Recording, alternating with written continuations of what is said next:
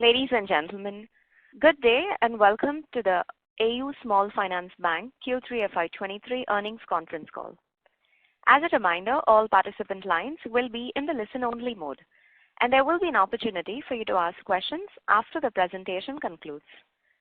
Should you need assistance during the conference, please signal an operator by pressing star and then 0 on your touchtone telephone. Please note that this conference is being recorded.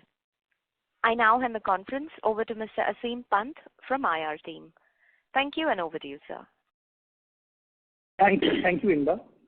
Good day to everyone, and welcome to AU Bank's earnings call for the third quarter of FY23.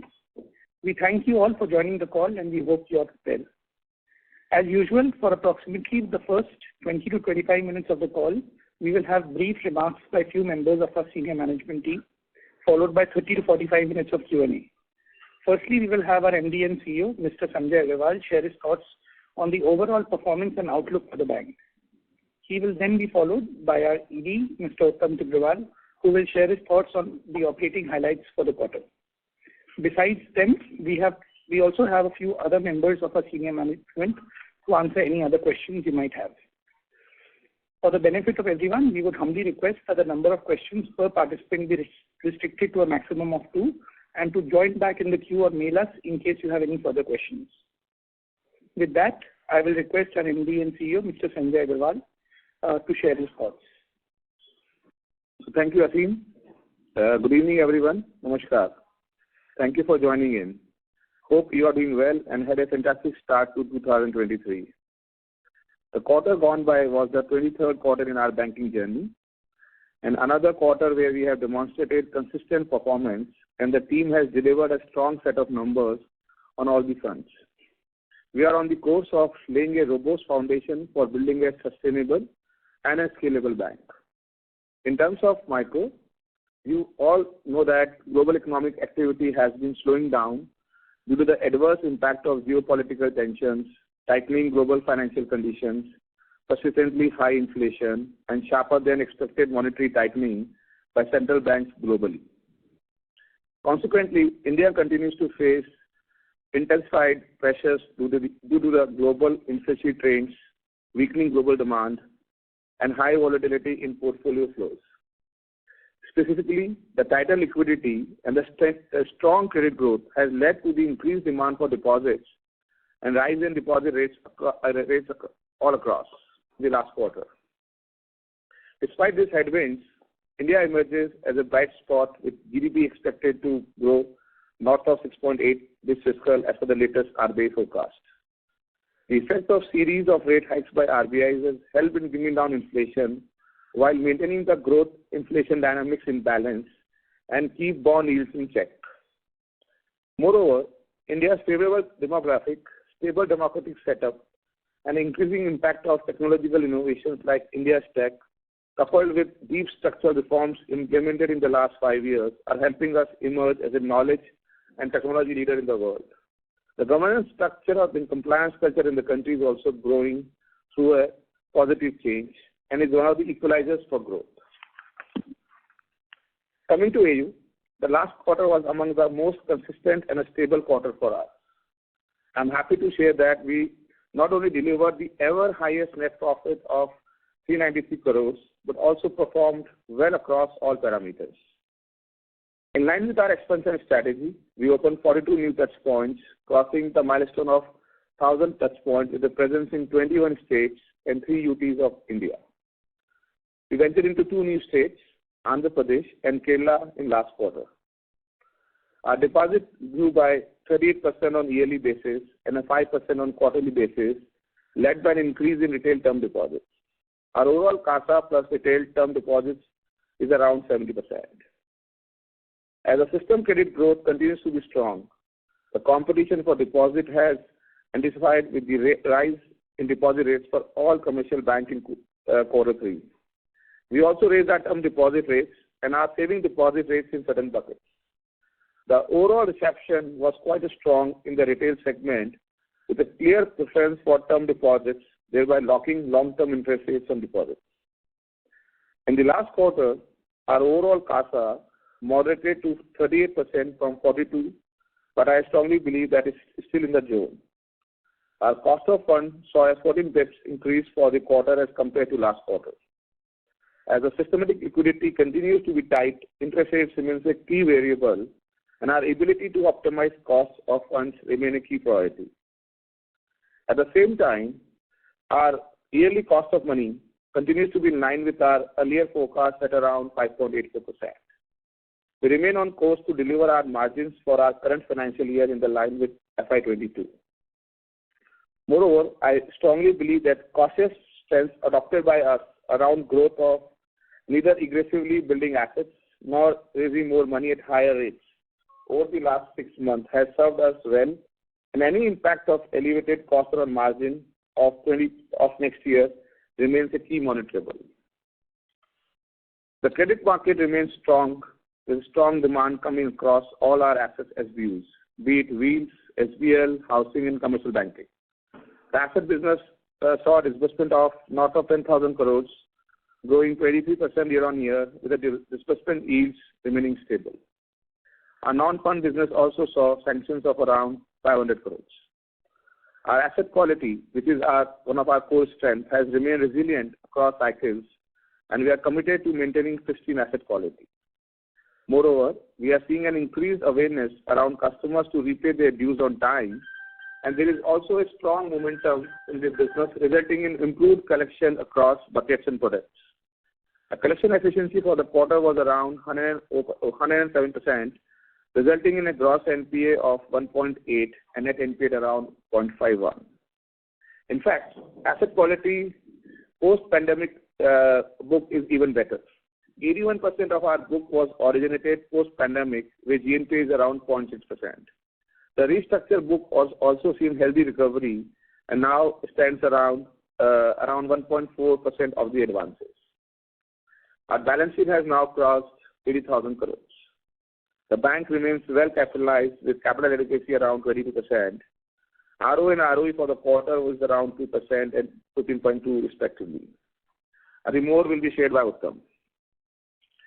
Around customers, we welcomed around 3.3 lakh customers last quarter, and with a view to serve our customers holistically, we also expanded our third-party offering by entering a partnership with HDFC Life and ICICI Lombard for the insurance. We continue to invest and make progress in our technology journey. We went live with our upgraded CBS a few days back, which has been in the work for last 10 to 12 months and will provide us greater scalability and resilience as well as new functionalities. Our automation effort also started yielding results with more than 150 processes automated. This will go a long way in cutting our costs. We're also progressing well in implementation of our data platform, which will go live in phases starting in Q4 and improve our data analytics capabilities. On the digital side, we continue to scale up and improve our various initiatives, be it our own app, AU0101, video banking, and credit cards.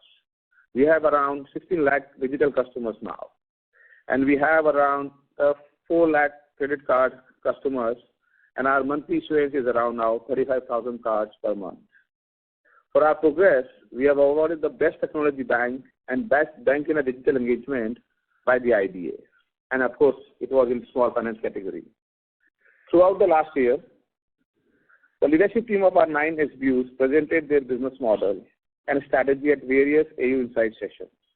I hope you would have a chance to interact with our senior leadership and their department to get a deeper sense around the SBU's sustainability and profitability.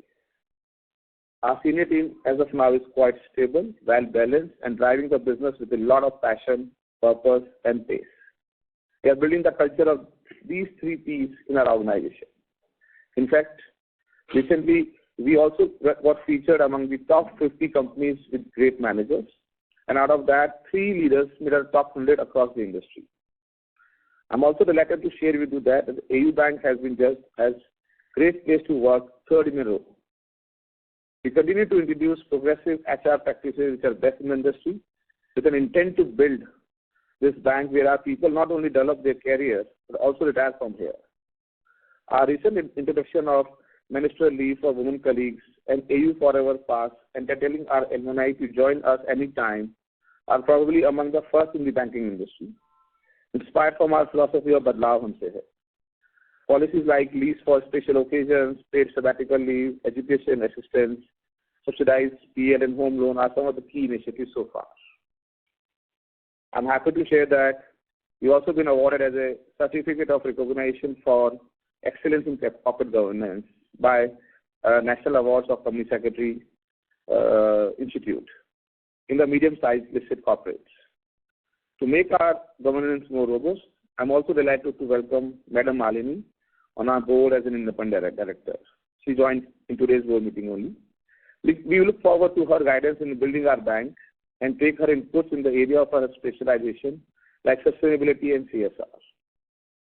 With Malini Madam addition, the total strength of the board has now reached 11 directors, with 9 being independent. But with a heavy heart, I need to also say a bit to our veteran board members, Rakesh sir and Jyoti Madam, who are due for retirement in this quarter by March 31st. After a great, long, fruitful, and very impactful meeting at AU, which we are very deeply grateful. I have a lot of gratitude for them and will miss them. Last year, we also began our sustainability reporting journey, and I am very happy to present the first sustainability report of our bank, taking you through our journey of care, of taking banking to all, and of being a catalyst in bringing positive changes to lives of our communities we work with. The report is Global Reporting Initiative based and is externally assured by PwC. I would request you to please go through it and share your feedback with us. In the end, we are nearing 6 years in our aspirational journey of emerging as a best-in-class, highly sustainable retail bank of India, and each year continues to bring new hopes and milestones. We welcome 2023 with great enthusiasm and energy.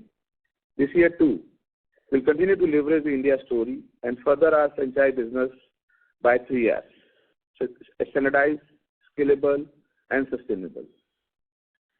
The bank is well positioned in terms of balance sheet strength, distribution, digital properties, stable leadership, and offers a compelling value proposition for customers on both the deposit and the loan side. As we also move ahead, we will continue to strengthen our governance framework, maintain our underwriting and asset quality, invest in our retail liability franchise and digital outlook, build a strong brand, attract and nurture talent, and provide one of the best-in-class experience to our customers. We are also committed to learn and grow every day. So thank you so much for this patience and listening to me. I hand over to Uttam for the operational highlights for this quarter. Thank you so much. Namaskar. Thank you, Sanjay. Namaskar. Good evening. I'm wishing you a very purposeful and cheerful year 2023. Hope you all are in the best of health. The strength of our foundation and the resilience of our business model is getting reaffirmed every day. And I'm happy to report that we have experienced the same momentum in the current quarter as well, with all our businesses delivering a very strong and stable performance across all parameters. To reiterate, we started the fiscal year with a strong performance in Q1, which probably, in my experience, was one of the best first quarters in the last 5 years. This was followed by a good Q2, helped by an early onset of the festive season, and the festivities continued in current quarter as well. Throughout the first 9 months of FY23, we have consistently excelled across all aspects of our businesses, from deposit growth to CASA growth to improved granularity and stable spreads to strong disbursements and collections. We have maintained a steady course, navigated the ever-changing landscape while preserving our margins and capitalizing on new opportunities, ensuring that our market position remains unchanged. We will continue to push ourselves to reach new heights and stay ahead of the curve. In the last quarter, we reached 1,000 touchpoints with a branch in Indranagar, Bengaluru. In total, we opened 42 new touchpoints in Q3, taking the total to 1,015 touchpoints, including entering 2 new states, namely Andhra and Kerala. With this, we have now established a pan-India presence, barring Northeast region, with presence across 21 states and 3 union territories, out of 28 states and 8 union territories, covering a total of 709 unique locations. I will now take you through some key operational highlights for this quarter. Starting off with liabilities performance in this quarter, our total deposits have now reached 61,101 crores, maintaining the momentum from Q2. We increased our deposit book by 5% despite tighter liquidity in the market. Q3 FY23 witnessed an increase in deposit rates across all banks, and we have maintained competitiveness, increasing our deposit rates too. This gave us higher traction in term deposits against saving deposits. Our CASA ratio for the quarter closed 38%, with overall CASA at 23,471 crores, a year-on-year growth of 35%. One of the key target areas for us has been becoming the primary account for our customers, and we continue to design, innovate, and launch savings and current account products to make this transition natural for our customers. The customers acquired in Q3 for our Royal and Platinum savings accounts constituted 24% of the total new saving account customers, excluding BSBTA. Similarly, acquisition in our higher variant current accounts stood at 47% of total current accounts that we opened in Q3 FY23, up from 37% in the previous quarter. In October 22, we launched our AU Platinum Business Current Account designed for retail merchants on the back of merchant-specific inbuilt solutions such as QR, POS, and Soundbox. We have been able to onboard 1,195 Platinum Business Current Accounts till December 22. We are on the verge of launching another premium savings product, which to my mind will be among the best in the industry. This program is especially designed to provide comprehensive banking and lifestyle experience and will give us a strong foothold and market share in the fast-growing HNI segment. With our cross-sell efforts, we disbursed 15,000 plus life and health insurance policies, registered 15,000 new SIPs, and opened 6,500 3-in-1 savings accounts during the last quarter. To further increase in the bank's third-party insurance offerings, we are partners with HDFC Life Insurance and ICICI Lombard General Insurance this quarter. Asset cross-sell has also been an important focus area for us to deepen the engagement with our customer base, and in Q3, we disbursed 589 crores to our branch banking customers across Wheels, SBL, home loans, business banking, and agri loans.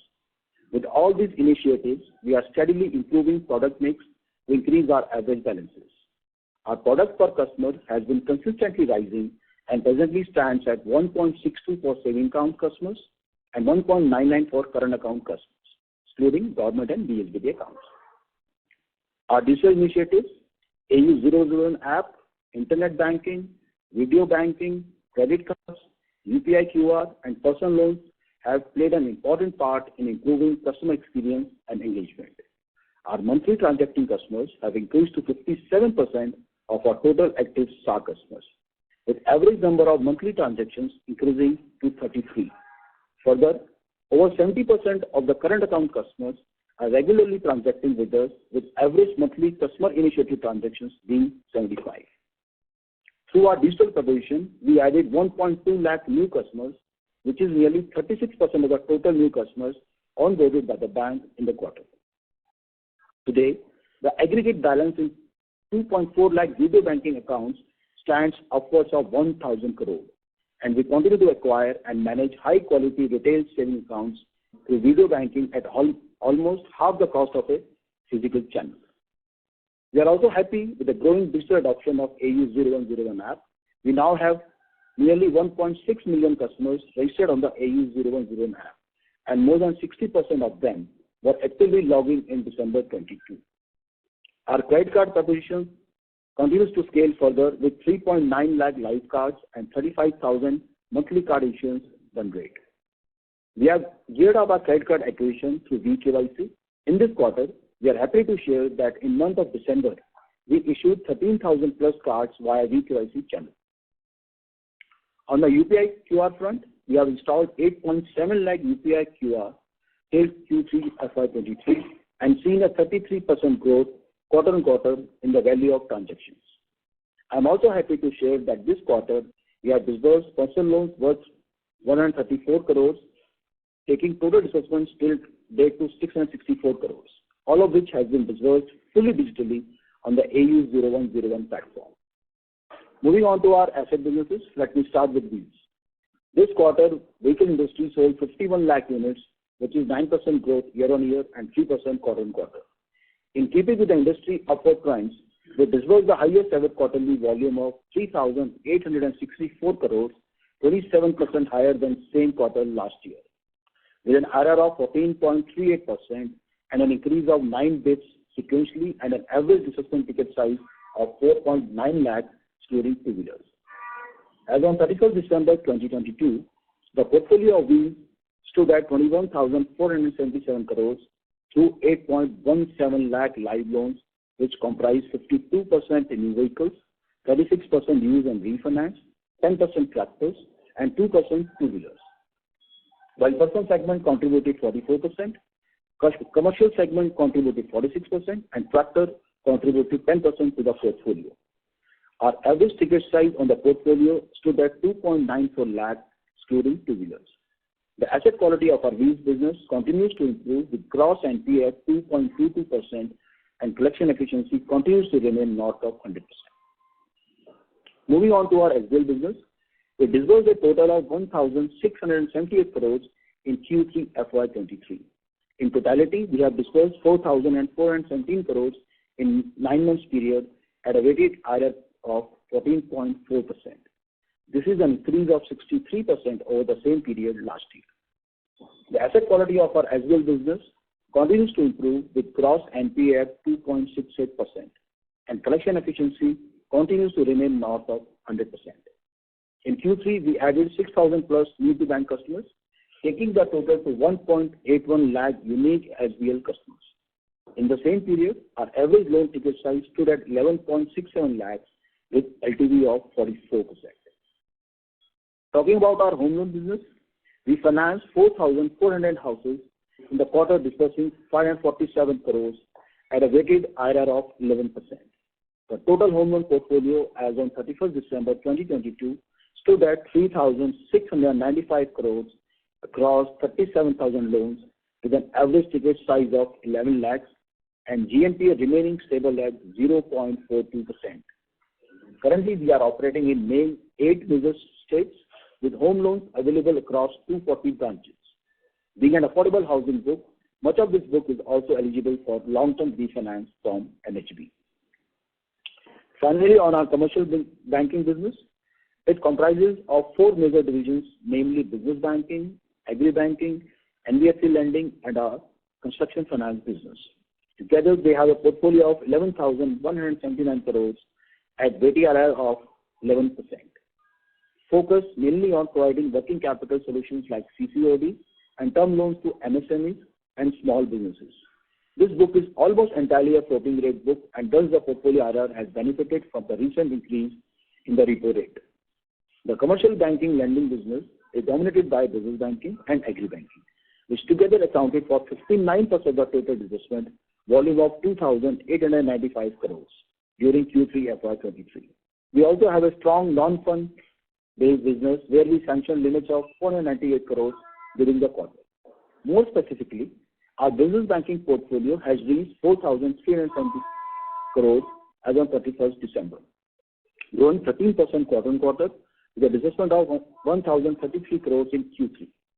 Agri banking business has now touched the 3,477 to 3,447 crores portfolio mark, registering growth of 14% quarter-on-quarter, with a disbursement of 690 crores in Q3.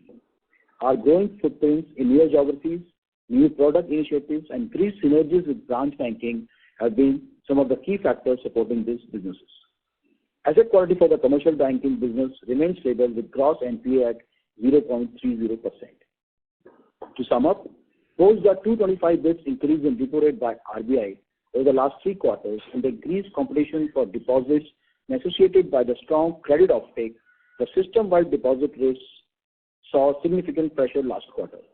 We will continue to monitor and calibrate rates as per the market environment.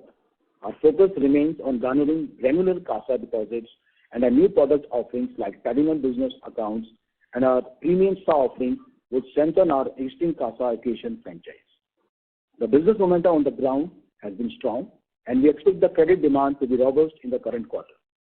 We remain watchful and agile as we step forward with continued on-ground engagement with customers while relying on our strength and processes. I remain confident of our business model and execution capabilities and optimistic that we are well positioned and ready to deliver one of the best Q4. You would agree with me that despite the macroeconomic headwinds and the geopolitical challenges, India has emerged as a bright spot in the global arena. Similarly, within the banking landscape, I believe AU at this stage is at sweet spot, having laid a strong foundation with a well-capitalized balance sheet, sustainable business model, and with strong and stable leadership team. We continue to identify white spaces and position ourselves to take advantage of the possibilities thereon. I look forward to share more with you in the coming quarters. Till then, stay healthy, stay safe, and keep banking with AU.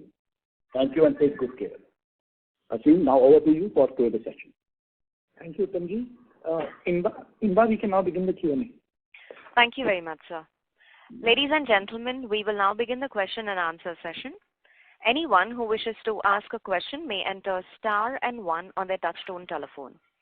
If you wish to remove yourself from the question queue, you may press star and 2. Participants are requested to use handsets while asking a question. Anyone who has a question may enter star and 1. Ladies and gentlemen, we will wait for a moment while the question queue assembles.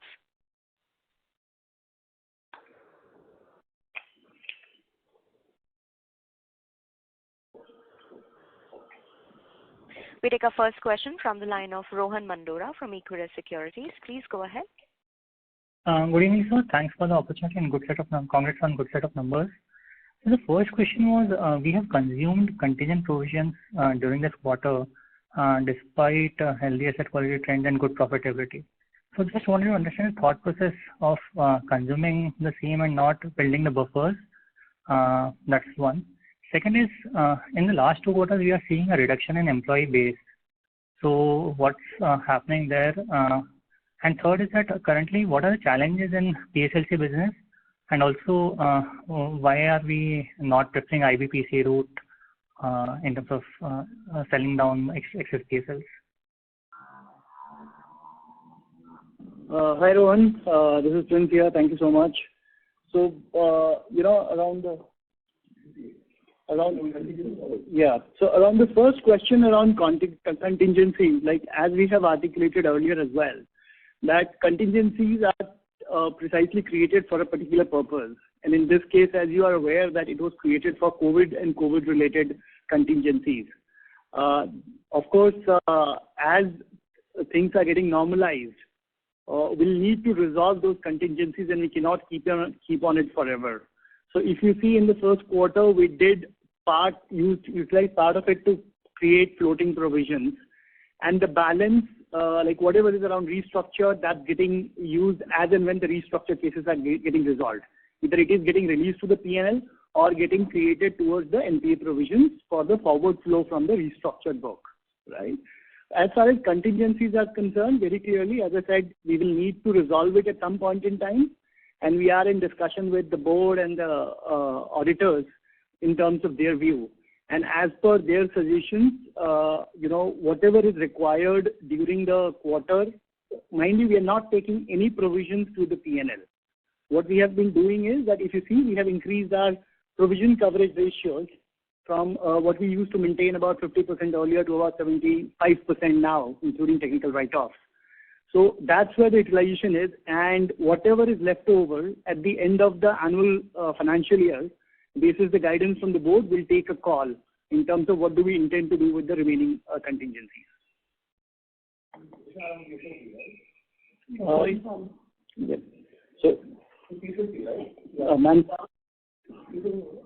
So hi Ron. Yeah. So on PSLC, you know that market is subdued, right? In last quarter also, though we tried, we sold around, we issued 2,300 crore in last quarter also, but premium was not there. So we will try next quarter also. On your question on IBPC, we balance ourselves between IBPC, PSLC and securitization. So as we mentioned in Q2, we sold around 1,000 crore portfolio, and this quarter also 1,200 crore.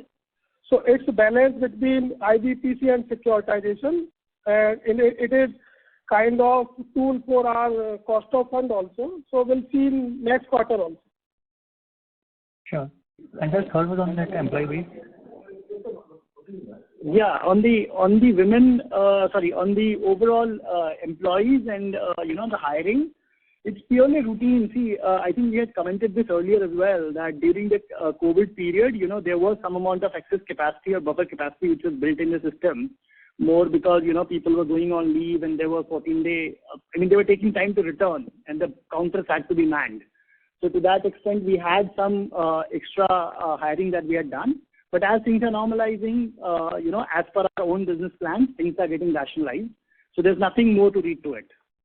So can there be further reduction in employee base incrementally, or are we towards the end of that?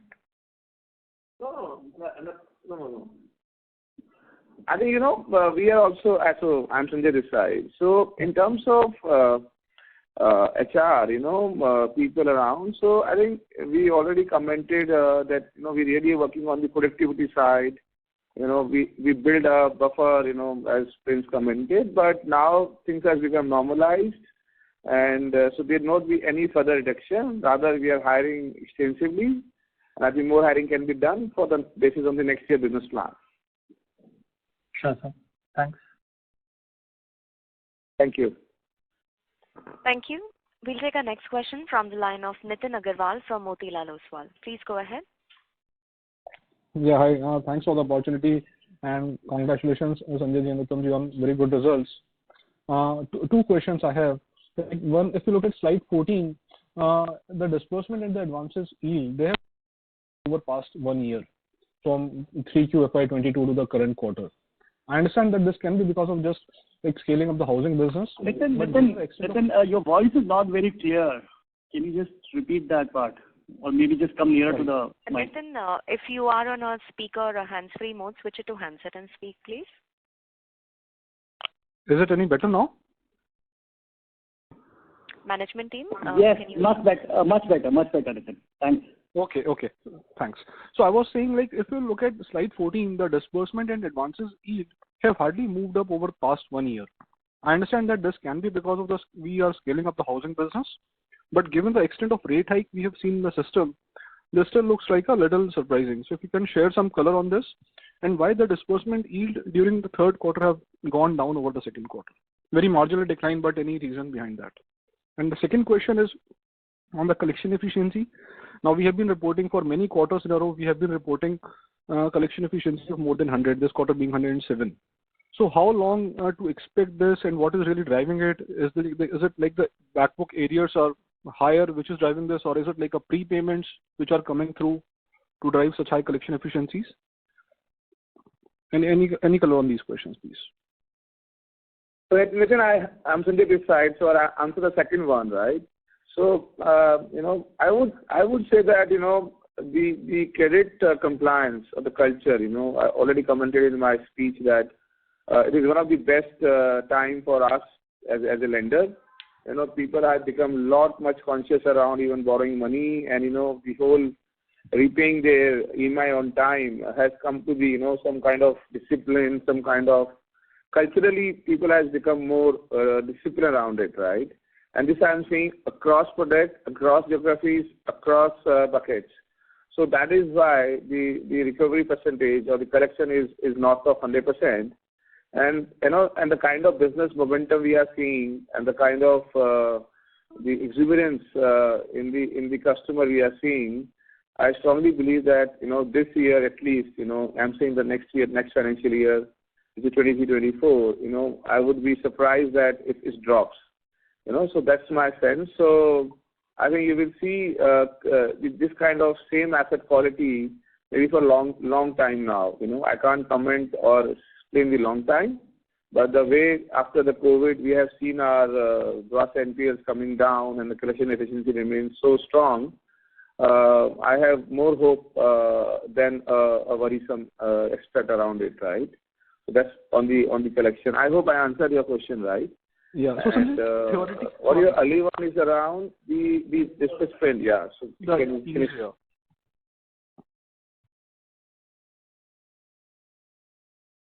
Hello. Management team, are you still connected?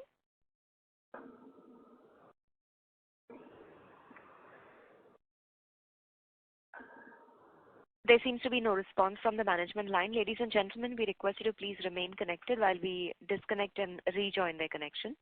Please hold the line.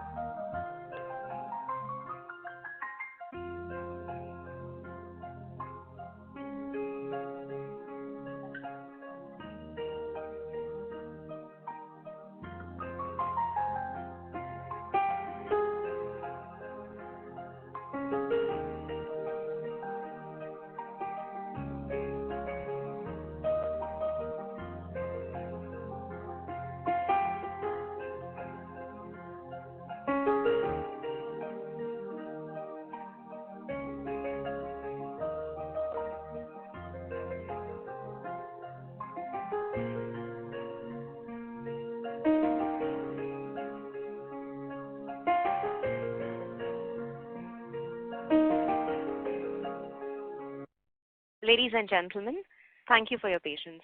We have reconnected the management now, and Ms. Agarwal, I've unmuted your line as well. Okay. Nitin, you're still there with us? Yeah, I'm here, please. Yeah, so sorry about that. So if I understand clearly, your question on the first part had two parts, right? One was that the disbursement overall on a year-on-year basis looks flattish, right? On an overall, what we have given on slide number 12. Yeah, yields having not gone anywhere year on year, and this quarter the yields have come down on disbursement. Yes. These two parts. Yeah. No, sorry, yields have not gone upwards year on year? Yeah, from 12.7 to 13. And this quarter it has moved from 13.1 to 13. Nitin, actually for this quarter, this was festive quarter, right? In October, this was Diwali festive. So because of that, in that particular month, you get business. So yield was slightly lesser than last quarter Q2. Very marginal. The decline is only 5 basis, and that's also partly because the mix of the commercial banking has increased slightly. Our yields otherwise have held up, if you talk about the retail. Right. So can I assume that we have been able to pass on the rate hikes that we are seeing in the system to the customers at incremental level? Because the yields otherwise are staying flat otherwise. Yeah, I mean, on the vehicle side, very clearly there has been a pass on, and as I think Uttamji also articulated in his speech, there has been a 9 basis of sequential increase in terms of as yields disbursements. Of course, banking book, if you see the overall yields have jumped up significantly, given that they are floating rate and repo linked. In terms of SBL, it is broadly flattish, but again, you'd agree with me that that book is already at a slightly higher yield. So yeah, I think not really worried too much in terms of passing on the incremental cost. Right. So if you see the slide number 13, our NII almost same in last 4-5 quarters. Yeah. I see that. Yeah.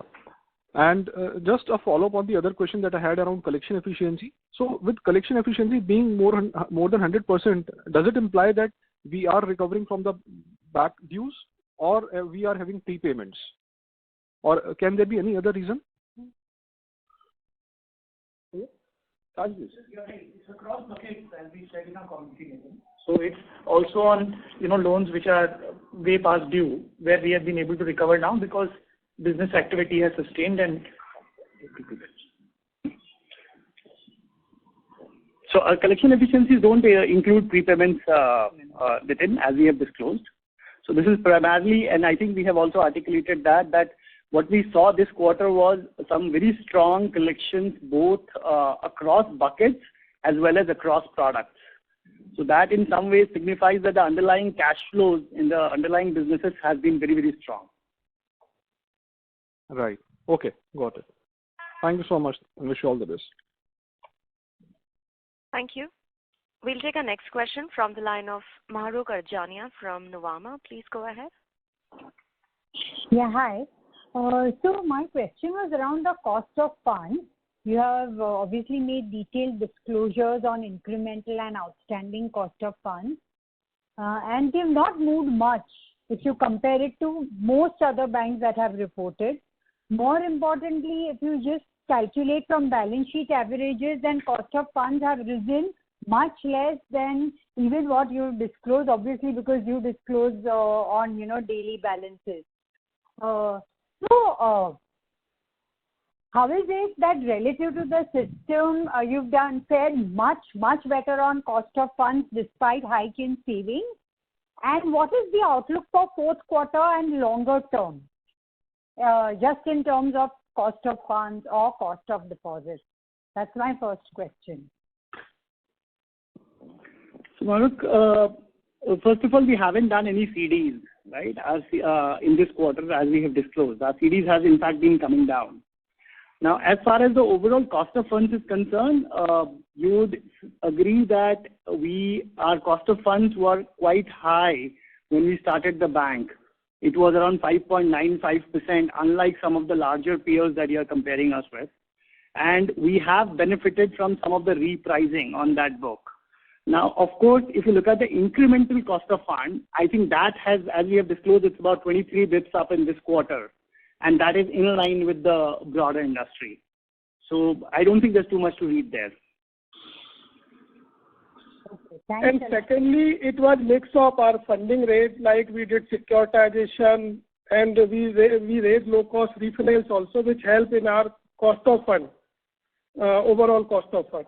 And in terms of Q4, I think, as we mentioned, that we should be within range what it was last year, overall year. It was around 5.95, so we expect that we should be in that range only.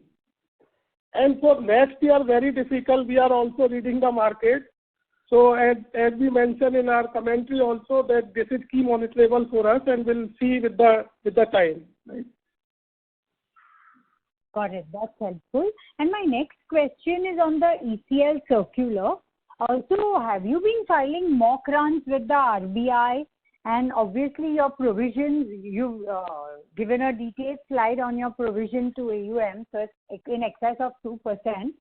Given that, do you see any major impact from IFRS on your books?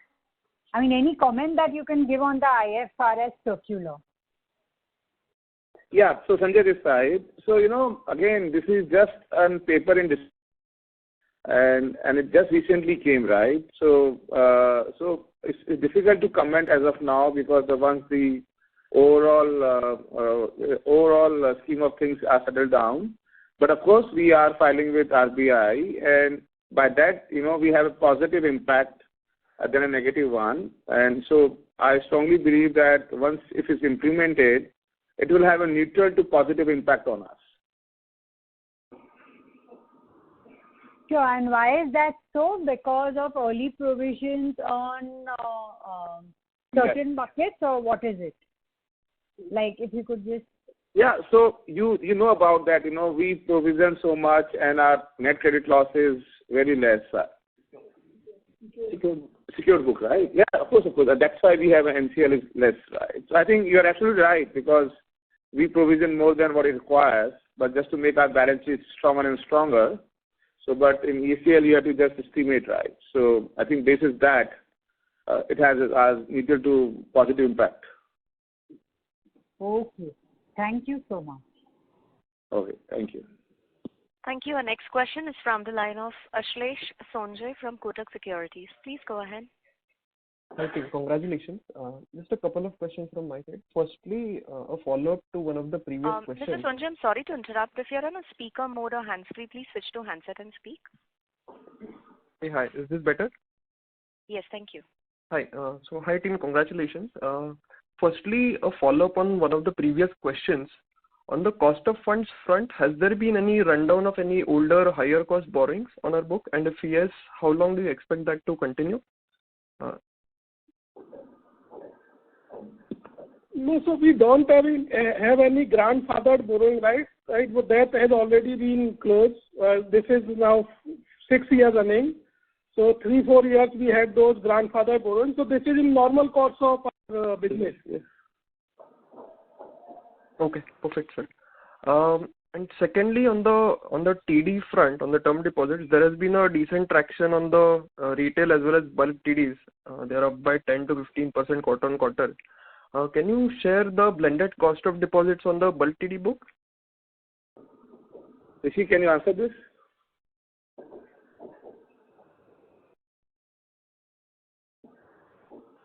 So, what's the question? You need a blended cost of the TD bulk TD book. So my bulk TD cost is around 6.4 in 9 months for this year. Means overall TD cost I am telling you, fixed deposit cost. So this includes both the retail as well as bulk TD? Retail and bulk both. Okay. Is it possible to bring out the bulk TD cost separately? So, Ashlesh, I think we have commented earlier as well that typically we don't prefer, bulk TD. I mean, we have been articulating that there has been an internal drive to go more granular, more retail. And what we are measuring right now is CASA plus retail TD index, which you would see is now about 70%. So honestly, on the wholesale side, we generally prefer to give lesser rate as compared to retail. And on the retail side, we generally have a slightly higher markup. So while we don't disclose this number independently, but if you ask me, it should broadly be similar or slightly lesser. Okay, perfect. Thanks. And just one last data keeping question. Have we hiked the interest rates on new loans in the SBL book this year so far? Sorry, come again? On the SBL book, have we hiked interest rates on new loans during this year so far? Not much. Okay. But it's still on a very higher rate of interest book. So it's a very long-term book. So we don't want to push that rate on a higher side. Yeah, perfect, sir. Thanks a lot. Yeah. Thank you. Our next question is from the line of Renish Bua from ICICI Securities. Please go ahead. Yeah, hi sir, and congrats on a good set of numbers. So sir, my first question is on yields on the business banking side, which has been up by almost 100 basis points. Sorry to interrupt, could you please speak on a handset mode? Yeah, I'm on handset only. Is it better now? Yeah, thank you. Yeah. So sir, my first question is on the business banking yields. So, the yields on the business banking side has been up by 100 basis points.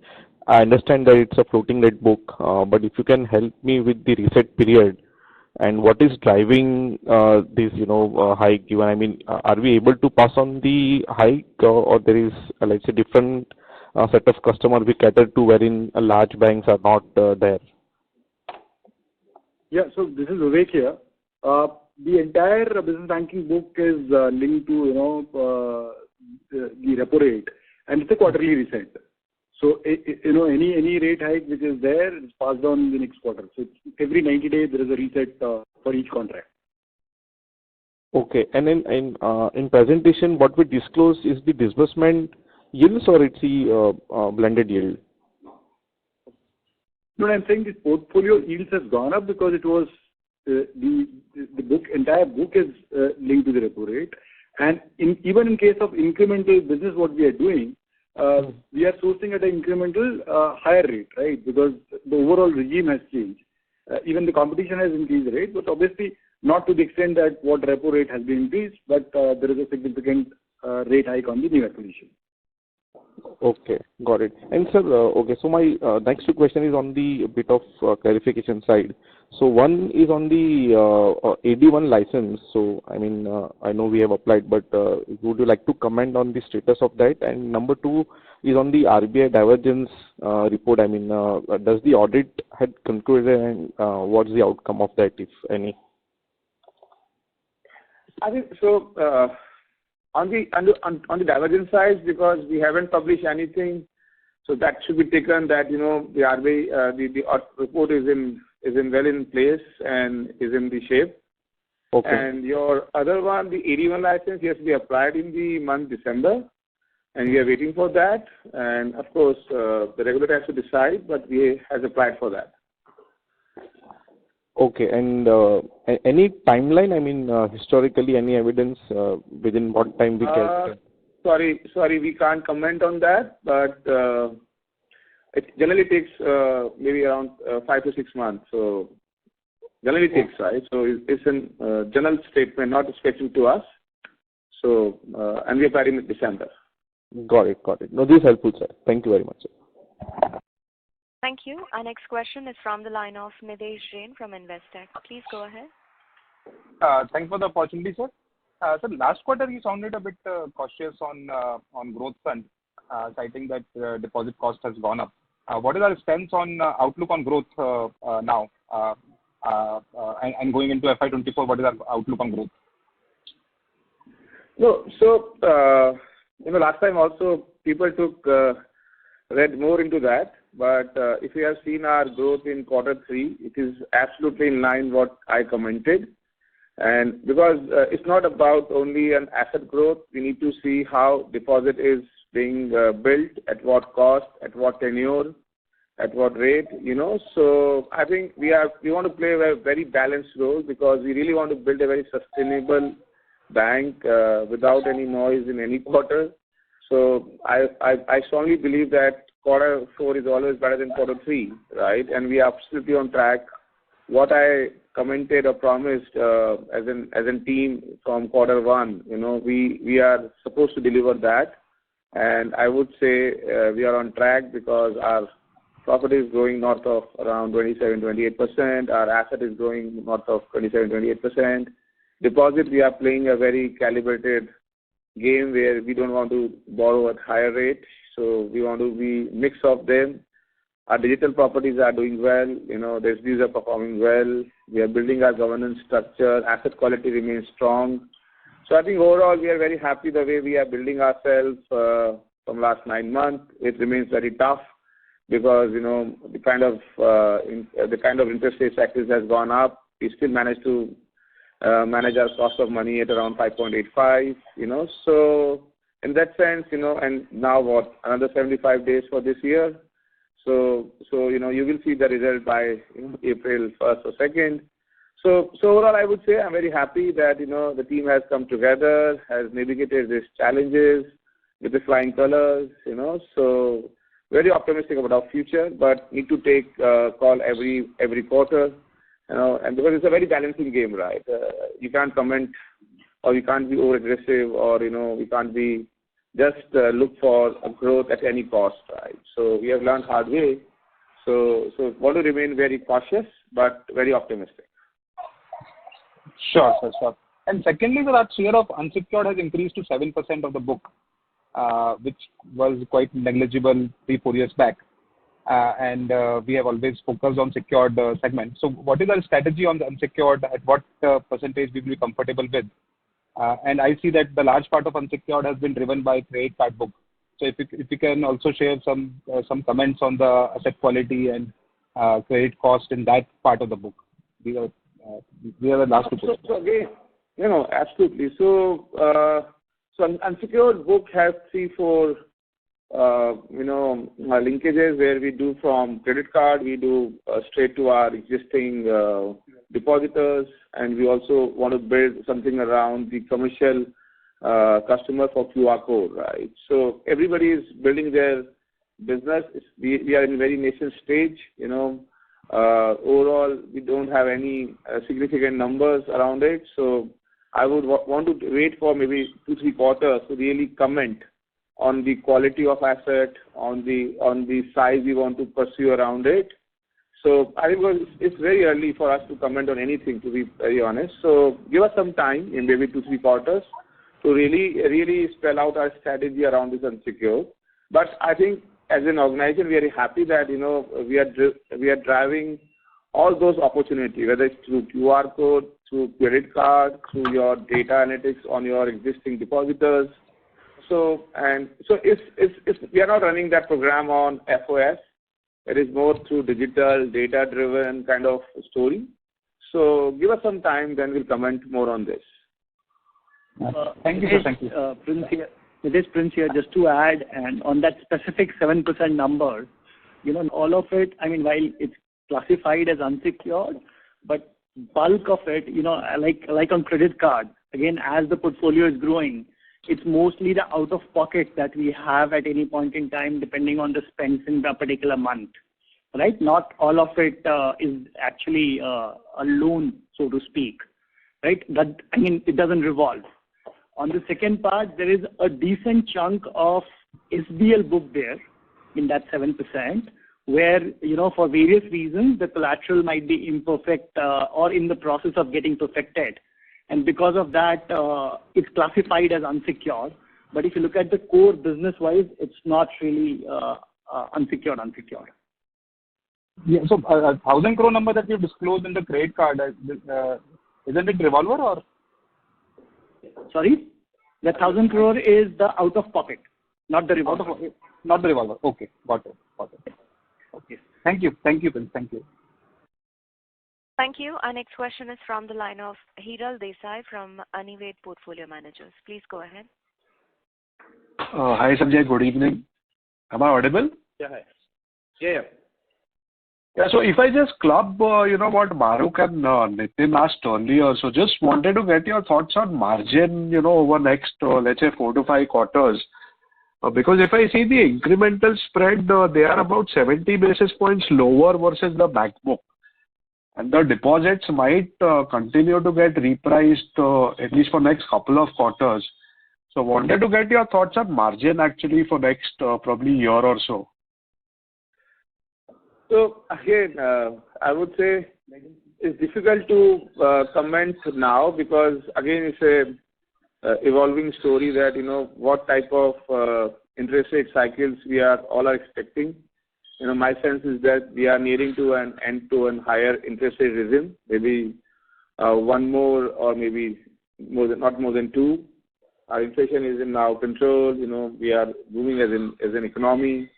So as I already commented that bank is about balancing so many things. It's not only about names.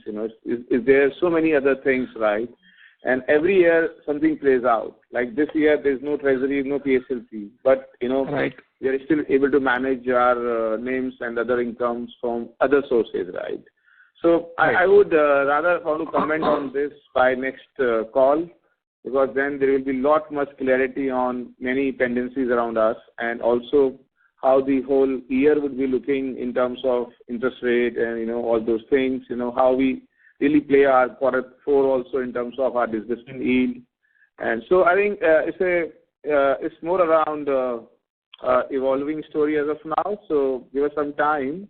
But as I already commented that NIMs are just one part of the whole balancing, right? As a bank, we remain very strong. We know from where the deposits should come. We know how to lend. We know how our assets are behaving. We know how we are building our team. How the SBs are performing.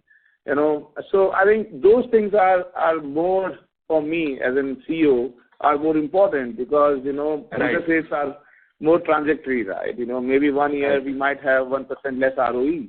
But as we always comment that, AU is here for long-term, forever kind of story which is built on scalability and sustainability.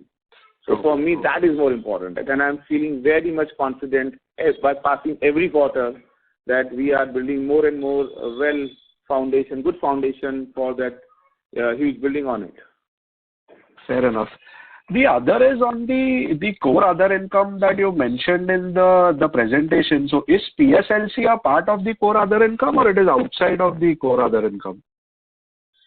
Yes, Hiral. So PSLC is part of the core other income. Treasury profits are not. Got it. And Sanjay, this is the first time on the investor deck where you've spoken about granularity of the fee income. So just wanted to get your thoughts on that because credit card is obviously showing good traction, and on the distribution side also we have tie-ups now on insurance, mutual fund, and broking. So I think most of the bases are covered. So how should we look at the core fee income growth over next 2 or 3 years? No, my friend. Still, we are waiting for our AD1 license, which can be huge other income in next maybe 3 to 5 years. We are building wealth products, which is just an nascent stage. We haven't seen any kind of other income from there. And, of course, our insurance is performing well. The cross-sell is performing well. Of course, the credit card will become bigger and bigger, better and better. Our QR code is performing well. So as I commented now, and what I have learned in the last 5.5 years is this, that banks doesn't run from one revenue stream, right? It's a pool of many revenue streams. Some years something doesn't work, and something works very well, right? So we need to be very cautious, and we should be very smart enough to figure out that what particular year, what kind of stream can work, right? And there is always a long-term stream like insurance, wealth product, credit card, and all those things. So I think it's a balancing a mix of so many things. So, but I think we are arriving on our other income aspect, which was not there 3 years back, right? So you will see better and better in terms of our cross-selling ability, in terms of building many hooks for our customers, so that they just bank with us or just they deal with us, right? So I'm very happy the way we have built our product. Like, our OPEX was also very high for so many years. But I think you will see that result coming out maybe next year also, next year onwards. Got it. Fair enough. Thank you and all the best. Thank you. Our next question is from the line of Puneet Balani from Nomura. Please go ahead. Yes, am I audible? Please. Hello. Yeah. So there's 2 questions from my side. Firstly, on the margins bit, like on the vehicle book, you mentioned, that you have been able to pass on the rates. But if I look at the last 3-quarter advance yields, they have only increased by, around 10 bips. Just on a disbursement base, if I see the total disbursements made in the past 2 quarters, they are around, they're over 35% of your vehicle AUM. So, just on a thumb rule, basis the repricing and basis, I think the yield impact will be more. So, is it like we are, because of competition, we are giving you, the 6 states we have not been able to pass, some color on that. And the second thing on the credit cost bit, Puneet, your audio is not clear at all. Your voice is coming muffled. I think. Is it clear now? Hello? Please speak for some time. Is it clear now? No. Puneet, maybe we can check your connection and rejoin you. You can rejoin you to the question queue. In the meanwhile, we'll take our next question. That's from the line of Prabal from Ambit. Please go ahead. Yeah, thank you. Congrats on good numbers. Prabal, I'm sorry, they're not able to hear you clearly. Is it better now? No, I think you're in a no network area or something. It's not very clear. Are you on your hands-free? Or AirPods? Please switch it to handset mode and speak. Is it better now? You can go ahead now. So congrats team. My question is, if we see the retail disbursements from last 3 quarters. Sorry to interrupt. Management team, are you able to hear Prabal clearly? No, unfortunately. Prabal, we'll check your connection and rejoin you to the question queue. We'll take a next question from Pallav Garg from Star Health. Please go ahead. Hello. Am I audible? Yeah. Hi, Pallav. Please go ahead. Hi. Yeah, hi.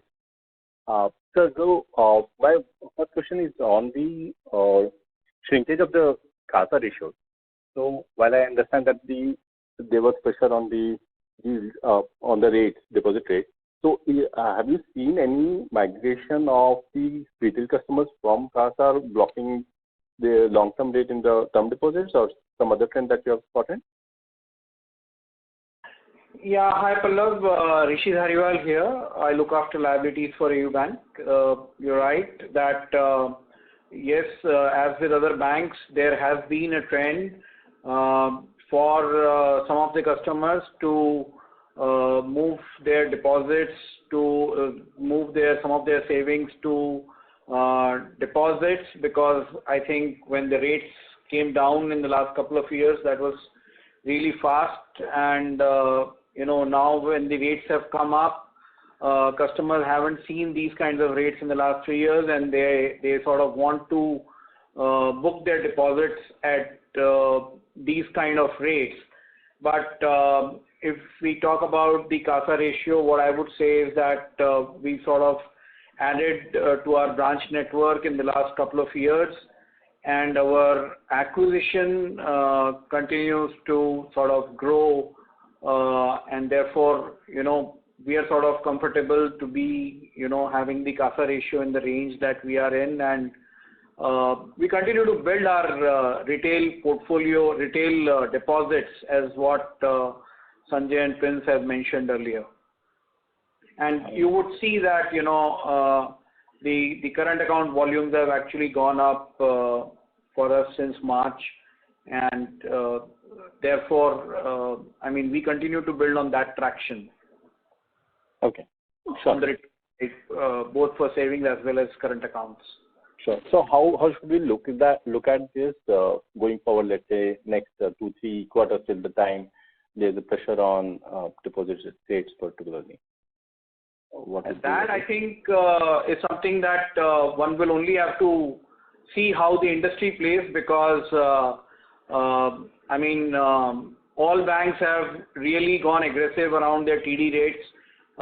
We all know that, and we obviously have to keep pace with the rate hikes which have been done by all the universal banks, as well as the PSUs, as well as the large private sector banks. So the only thing that I would mention is that maybe the spread between us and some of the large private sector players has actually come down, and our focus continues to remain on building the transacting book, what Uttam sort of mentioned in his speech, and that I think is the most important part of what we have been doing.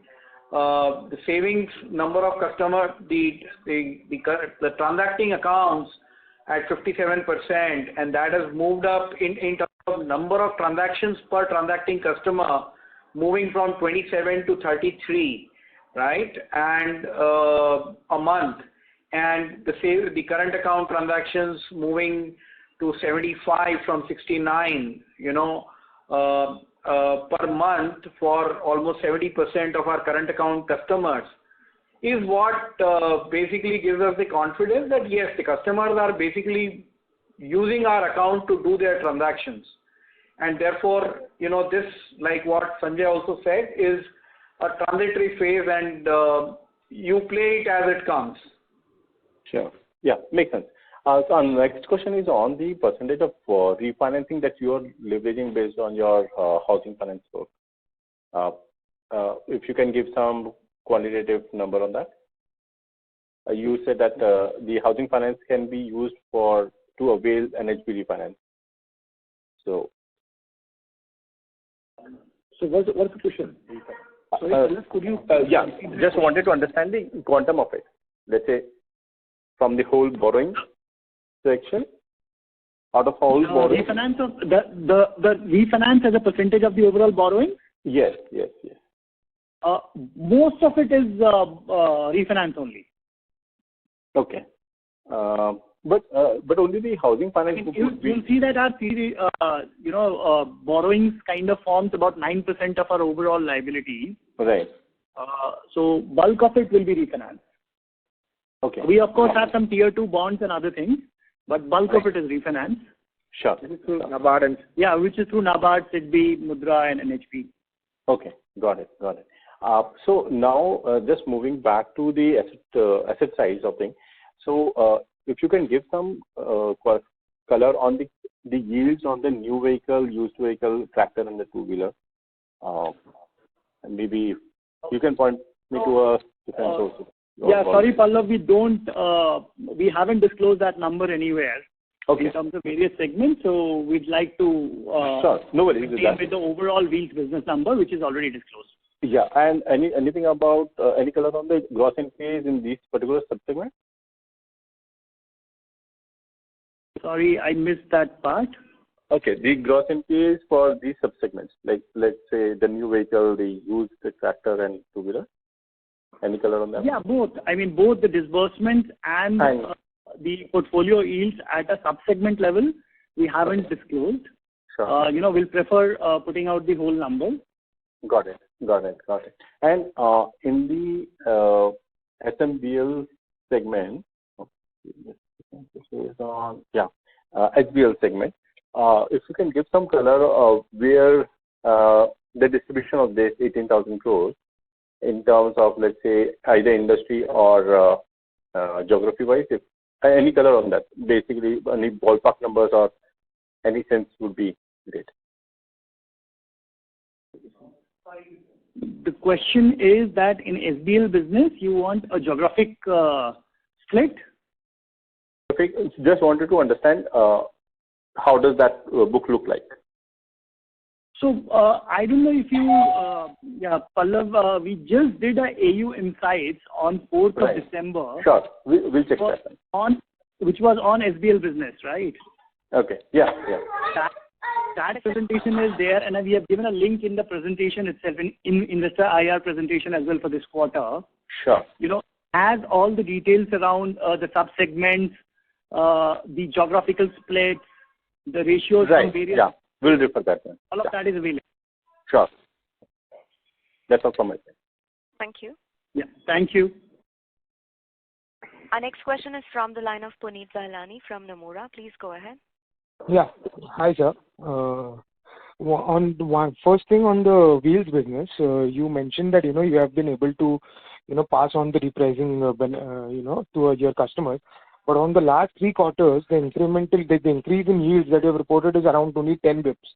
And, just if I compare the disbursements of the last 2 quarters, they're around, over 35% of your wheels A1.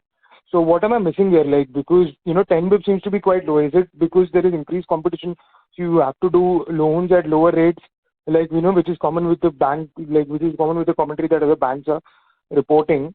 So firstly on that. Secondly, on the credit cost, even other banks have utilized their floating provisions, which even you seem to have done, and accordingly the credit costs have reduced. Any color on this? How much you plan to do this? In the near term, what will be the extent of it? Just on that. Yeah. Yeah. So if the first question is on wheels, what I understand is you're saying that in the last 3 quarters, the disbursement yields have only gone up by 10 bits. Yeah. Yeah, so not really true, but Puneet, Bhaskar, if you look over the YOY, we have gone up by about close to 65 bits there, and just over last quarter, we have gone up by 10 bits.